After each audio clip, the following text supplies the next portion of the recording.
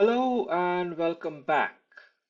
This is the last topic of Module 1. In this video, we are going to cover data frames, a very essential skill and component of data analysis using R. There are a lot of resources on data frames. If you Google data frames in R, you will come across a bunch of useful resources. Almost all of them are really good.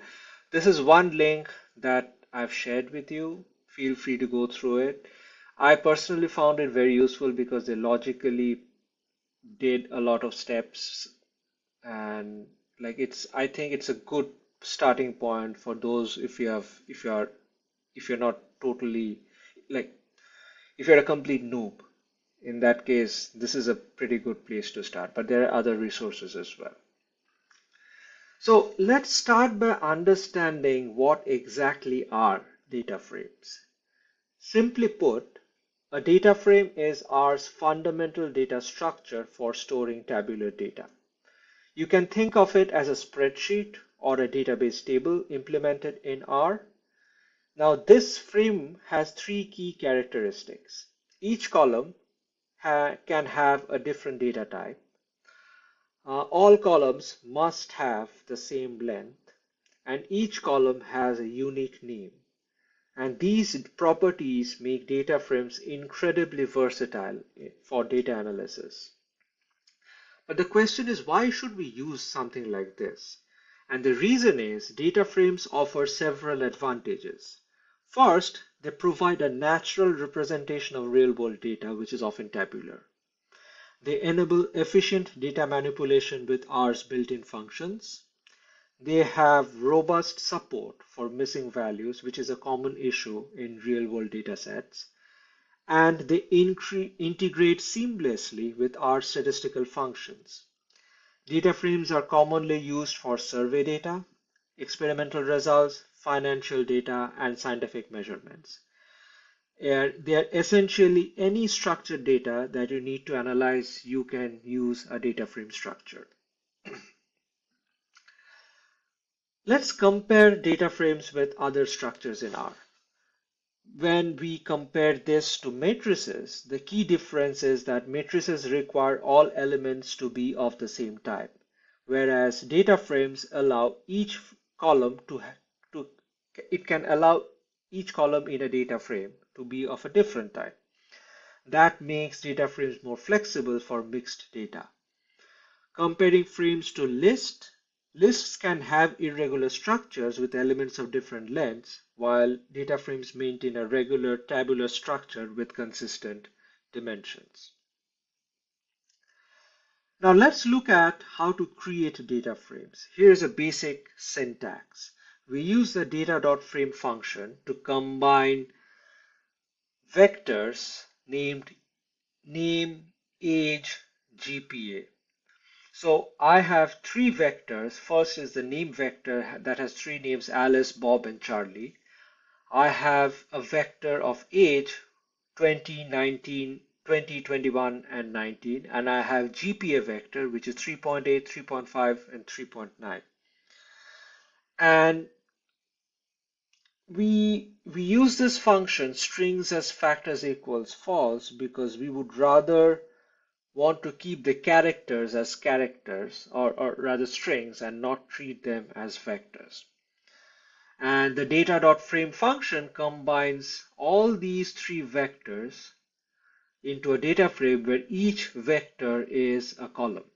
And the column names are specified in the assignment. So the first column will be name, the second column will be age, and the third column will be GPA. So this is a very basic way of creating a data frame. Now, in practice, you will often create data frames by reading data from files. Yes. So as I said, like in real world, we probably won't do what I just showed much, but we would do this type of stuff a lot more. So you have a CSV file and you're gonna read information of that CSV file for an analysis. There are several flexible commands to help you with that. So if you have a CSV file, you can read that as read.csv and then insert the directory where the CSV file is located. If you have an Excel file, you need to use the read underscore Excel function, but you also need a read Excel package installed. So if you don't have that installed, you need to first install that package, then load the library, and then run this command. You can also read from URLs in a lot of cases. So suppose you have a CSV in a website, you can plug in the CSV URL and it will generate this data frame in R. Two important tips: always check for imported data with string function or head function to verify that it's loaded correctly. And also consider using the reader package for better performance with large files. Sometimes you will need to convert other data structures into data frames. To convert a matrix, simply use as.data.frame on your matrix object. For lists, use the same function, but ensure that list elements have the same length. After conversion, it's important to verify three things. 1. Check the dimension to ensure that they match with what you expected. 2. Verify the data types of columns. And 3. Confirm column names and make sure that they are assigned appropriately. Let's discuss some best practices. First, always specify column names clearly to enhance readability. Consider using tibble package from tidyverse. Using this tibble from tidyverse package, it's a kind of a modern alternative to data.frame. Make sure you have the columns, like you set the appropriate data types for columns. So if it is a string, it should be set accordingly. If it is a categorical column, it should be set accordingly.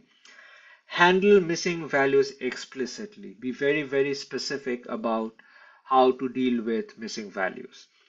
And you should keep a clear, readable document that has all the information on the structure of your data frame.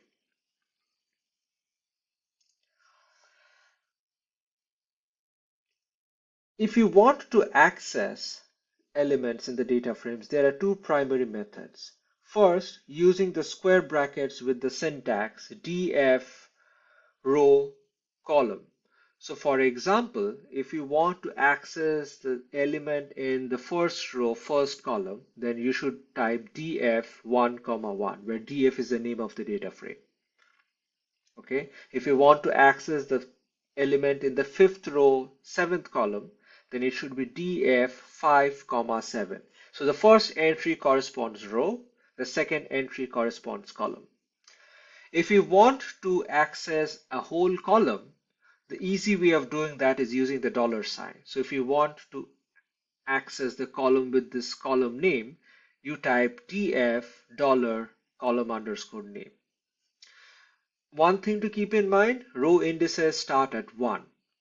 In some other languages, it starts at 0, but we are not going to worry about that. So the first element is 1. That's something to keep in mind. Here is an example of that. So building up on that example that I showed earlier, so we have three vectors. We converted that into a data frame which we call students, and then there are these 4 different ways I am accessing elements within that data frame. So if I want to access a single element, I specify which row, which column. If I want to access an entire column, I use the $sign. If I want to access a column by name, I can also do that. So I type the name of the data frame, square bracket.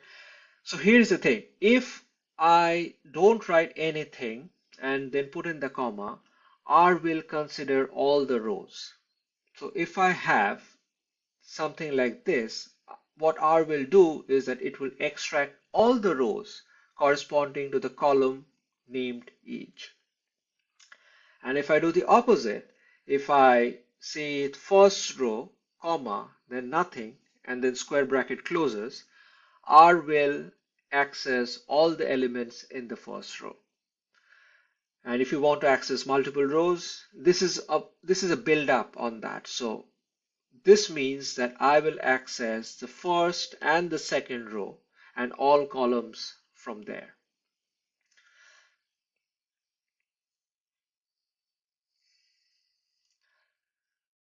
Let's look at some additional features, like suppose you have a data frame and you want to add or delete some columns from there. You can also do that very easily. So suppose I want to add a new column grade. I will type in the name of the data frame, dollar, type in the name of the new column that I want to add, and then specify the information. Or if I want to look at whether or not those students are active in the LMS, this is another alternative way of doing that. So students, square bracket, name of the column, and then their active status. If I want to remove a column, I can either type students $grade assign null, which means that this column will get removed. Or if I want to remove a specific numbered column, so I'll type the name of the data frame and then assign the students square bracket all rows, and -4 means remove the fourth column. So what will happen is that the fourth column with all its information will get removed from this data frame.